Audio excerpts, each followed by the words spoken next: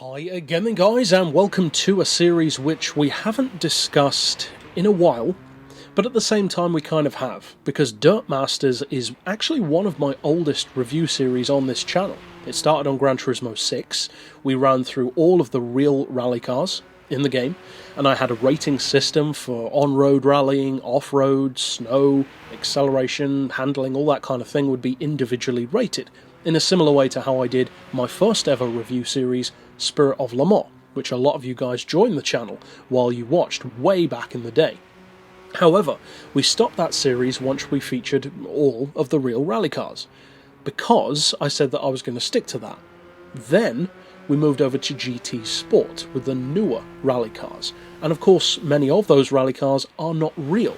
In fact, the majority of them are not real. They're inspired by real cars, but at the same time they're not real rally cars. So with that taking effect, and moving into not just real rally cars but also some fictional ones, then I thought to myself, well, why not go back again to Gran Turismo 6 to revisit some of the best rally cars which we haven't talked about.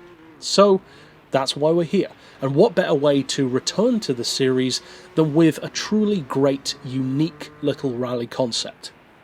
Because this car is kind of a concept in two ways. It's a concept car in a literal sense, because the Mitsubishi Tarmac was a concept car, and it ended up becoming the Mitsubishi Colt, which is kind of one of the worst concept to production changes I've ever seen.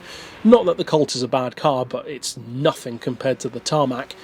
And at the same time, not only is it based on that concept car, but it's then a Polyphony digital original rally car. So made up. It's a fancy way of saying it's made up.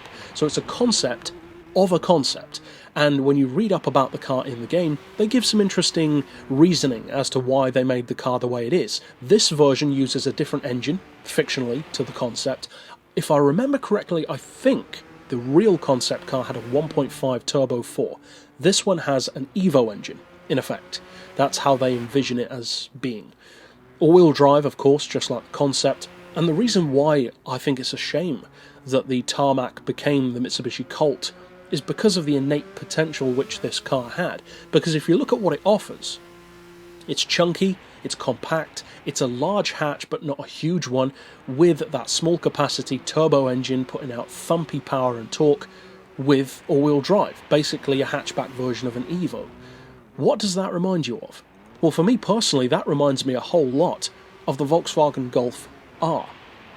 The R32 as well, but even more so the R, because the R had a smaller capacity than the R32 and went to turbo aspiration instead of that naturally aspirated six-cylinder. And that would have been a great rival. Now, of course, it's about a decade apart, but still, Mitsubishi could have in effect made the Golf R over a decade before Volkswagen did. And I think that would have been pretty cool. Now, this rally car carries all of that innate potential, the potential which the road car, or concept road car, delivers on really well. It's a great hatchback, one which we reviewed ages ago, and it takes it into the rallying world with a bigger engine, more power, but also potentially some disadvantages, or potential disadvantages, such as more weight, or maybe more turbo lag, you never know. Well, I love some things about this car, and I don't hate others, but some are genuinely just not as good. So the things that are great about the Tarmac rally car are, first and foremost, the proportions. It's a very compact car. You can genuinely throw this car through tight corners, such as even hairpins, give it a bit of handbrake, or e-brake for those in the US, and just take it around tight corners easily, just like you would in something like a Golf, or a Polo GTI, or an old-school Renault 5 Turbo. It's great for that. At the same time, though, the fact that the wheelbase is so short can lead it to having quite heavy steering, because you don't really get enough counterbalance through corners to genuinely swing the car around.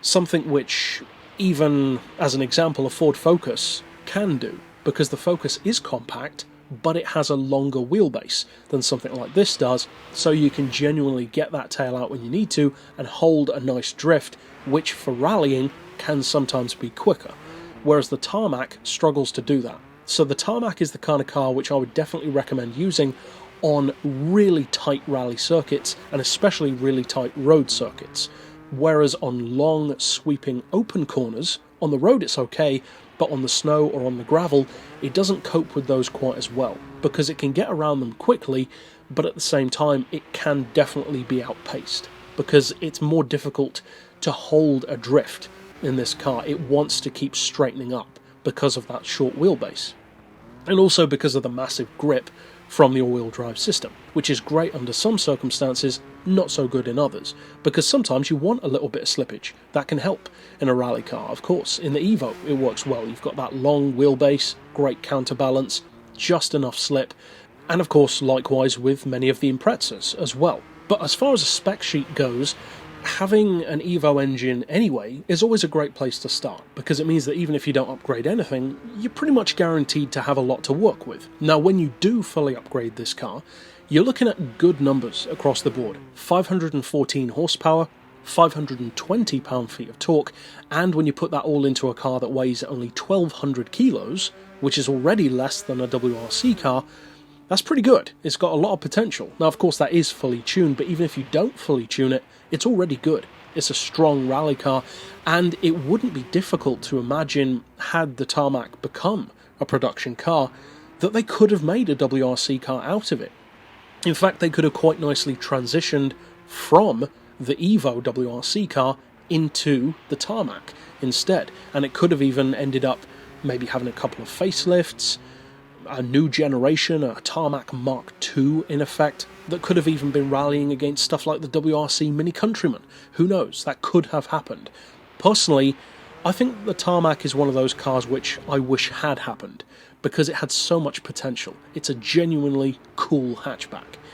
However, even in fictional form, at least we can enjoy it on the game. Now, incidentally, going back to the spec sheet, 428 horsepower per tonne is a really nice level to be working at. It's not Pike's Peak level or anything ridiculous like that, but it's more than enough. And even the PP level itself, regardless of fully tuned form, is not ridiculously high. 559 is very usable. And of course, you can detune the power, add a little bit of weight if you want to, and take it much, much lower as well. And to cap it all off, the price is actually pretty good. 300,000 credits is a really good price for this car. That's a whole lot less than any of the official WRC cars.